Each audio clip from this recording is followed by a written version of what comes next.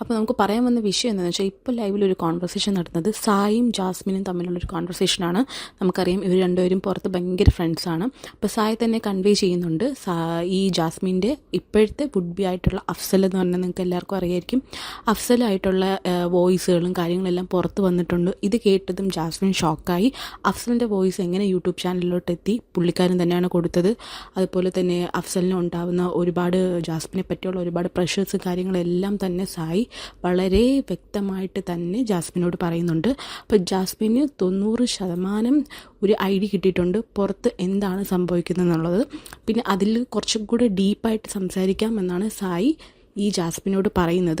അപ്പോൾ അവൾ ഒരുപാട് കാര്യങ്ങൾ ചോദിക്കുന്നുണ്ട്. എന്താണ് പ്രശ്നം, ഈ ടച്ച് ചെയ്യുന്നതും ഹഗ് ചെയ്യുന്നതും കിസ് ചെയ്യുന്നതും അല്ലാതെ വേറെ എന്താ പുറത്തോട്ട് പോയിട്ടുള്ളത്, ഗബ്രി ഞാനും തമ്മിലുള്ള ഒരു ലവ് റിലേഷനാണോ പുറത്ത് കാണിക്കുന്നത് എന്നൊക്കെ ചോദിക്കുന്നുണ്ട്.